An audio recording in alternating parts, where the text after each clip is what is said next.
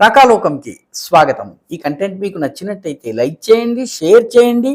ఇప్పటివరకు సబ్స్క్రైబ్ చేసుకోకపోతే సబ్స్క్రైబ్ బటన్ని నొక్కండి. అదేవిధంగా బెల్ ఐకాన్ని కూడా తప్పనిసరిగా నొక్కండి. జై హింద్ మిత్రులారా. ఇటీవల యూరోపియన్ దేశమైనటువంటి ఆర్మేనియాలో వాళ్ళ యొక్క జాతీయ పర్వదినం సందర్భంగా మిలిటరీ పరేడ్ జరిగింది. ఈ మిలిటరీ పరేడ్లో వాళ్ళ దగ్గర ఉన్నటువంటి అత్యాధునిక ఆయుధాలని, వాళ్ళ అమ్ముల పొద్దులో ఉన్నటువంటి అస్త్రశస్త్రాలని వాళ్ళు చాలా సగర్వంగా ప్రదర్శించారు. అయితే ఆ ఆయుధాలని చూడగానే ఒక్కసారిగా ఒక దేశం ఉలిక్కిపడింది. ఎందుకంటే ఆయుధాల్లో భారతదేశానికి చెందినటువంటి బ్రహ్మోస్ ఉంది, నాగాస్త్ర ఉంది, భారతదేశం డెవలప్ చేసినటువంటి కామికాజే డ్రోన్స్ ఉన్నాయి, భారతదేశానికి సంబంధించినటువంటి యాంటీ డ్రోన్ వెపన్ సిస్టమ్స్ ఉన్నాయి. భారతదేశానికి చెందిన ఆయుధాలన్నీ కూడాను ఆ దేశం చాలా సగౌరవంగా సగర్వంగా ప్రదర్శించి ఊరేగింపులు జరిపింది. ముఖ్యంగా మార్చ్ పాస్ చేసింది. వాళ్ళ జాతీయ దినోత్సవం ఇండిపెండెన్స్ డే కార్యక్రమాన్ని జరిపింది. రెండు దేశాల్లో ఇది చూడగానే కంగారు పుట్టింది.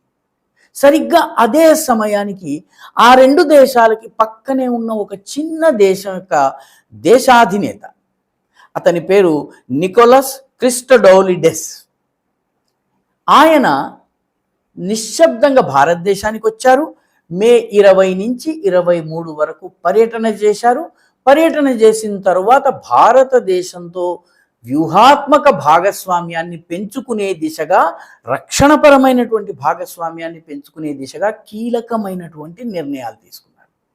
మీ దగ్గర ఉన్నటువంటి బ్రహ్మోస్ మేము కొనుగోలు చేయాలనుకుంటున్నాము, మీ కామికాజే డ్రోన్స్ కావాలనుకుంటున్నాము, ముఖ్యంగా టర్కిష్ బెరెక్టర్ డ్రోన్ని కూల్చివేసినటువంటి మీ యాంటీ డ్రోన్ వెపన్ సిస్టమ్ని కొనుగోలు చేయాలనుకుంటున్నాము, మీ నాగాస్త్ర మాకు కావాలి అని చెప్పి ఆయన ఒప్పందం చేసి ఈ ఆయుధాలన్నీ కొనుగోలు చేసేందుకు ఆర్డర్లు బుక్ చేసుకుని వెళ్ళారు. అంతకు కొద్ది రోజుల క్రితమే మరొక యూరోపియన్ దేశం గ్రీస్ భారతదేశం నుంచి బ్రహ్మోస్ కొనుగోలు చేయాలని నిర్ణయం తీసుకుంది. భారత ప్రభుత్వంతో చర్చలు వేగవంతం చేసింది. ఈ మూడు దేశాలలో కూడా BrahMos, Nagastra, kamikaze drones, anti drone weapon systems, బెరెక్టర్ డ్రోన్లని దెబ్బతీసేటువంటి డ్రోన్స్ రావడంతో రెండు దేశాల్లో కంగారు మొదలైంది. ఒక దేశం అజర్బైజాన్. అజర్బైజాన్కి ఆర్మీనియాకి పడదు కాబట్టి ఆర్మీనియా అమ్ముల పొదిలో అత్యంత బలీయమైనటువంటి శక్తివంతమైన ఆయుధాలు వస్తే అజర్బైజాన్కి నిద్ర పట్టదు. రెండవ దేశం తుర్కియే. తుర్కియాకి గ్రీస్ ఒకవైపు ఉంటుంది, సైప్రస్ ఒకవైపు ఉంటుంది, అదేవిధంగా ఆనుకుని ఉన్నటువంటి దేశము ఆర్మేనియా.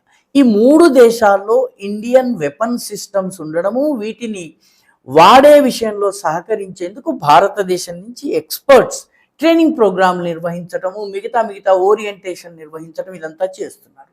అంటే ఈ మొత్తము తుర్కియే చుట్టూ అర్ధచంద్రాకారంలో ఒక కట్టడి చేసే, ముట్టడి చేసేటటువంటి వ్యవస్థ ఏర్పాటైంది. అందుకే తుర్కియేకి నిద్ర రావటం లేదు.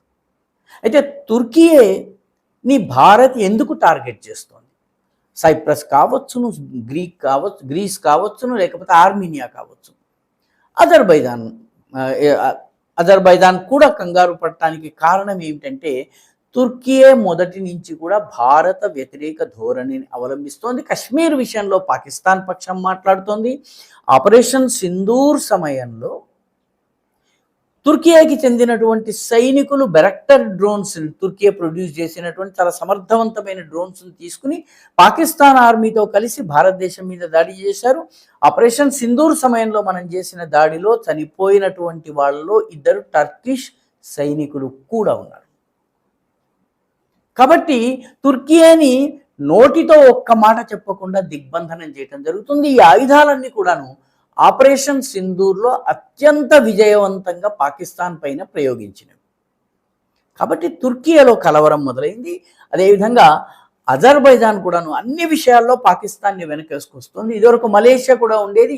ఇప్పుడు మలేషియా కొంచెము చేతి చమురు వదిలేటప్పటికీ, భారతదేశం చమురు కొనుగోలు, పామాయిల్ కొనుగోలు ఆపేటప్పటికీ వాళ్ళకు ఒక్కసారి జేబు ఖాళీ అయితే కష్టం అన్నటువంటి భావన వచ్చి వాళ్ళ మనసు మారింది.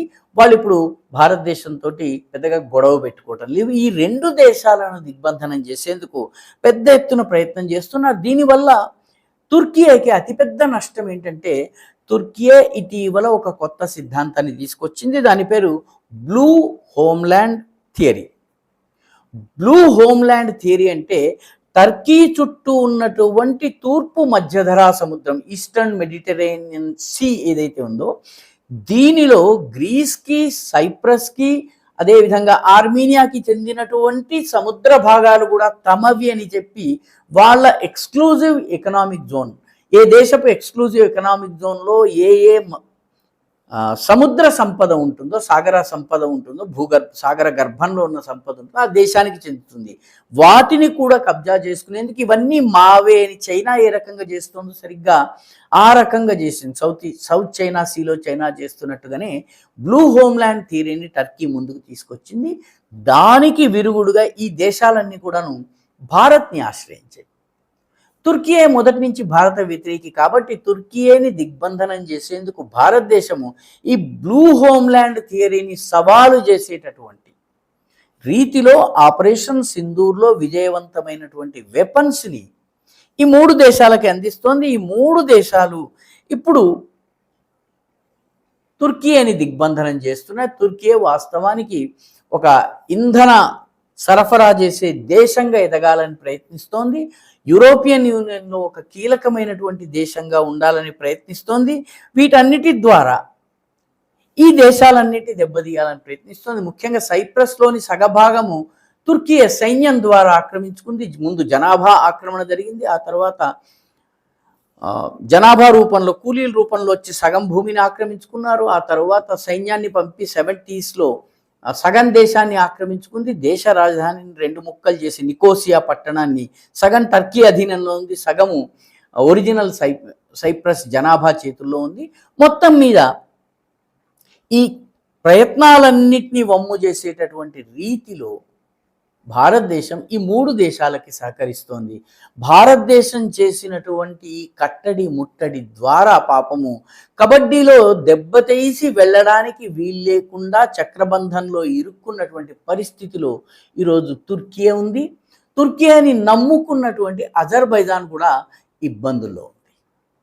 వీడియో మీకు నచ్చినట్టయితే లైక్ చేయండి, షేర్ చేయండి, ఈ ఛానల్కు సబ్స్క్రైబ్ చేయండి. మీ అభిప్రాయాన్ని కమెంట్ల రూపంలో తప్పనిసరిగా పంపించండి.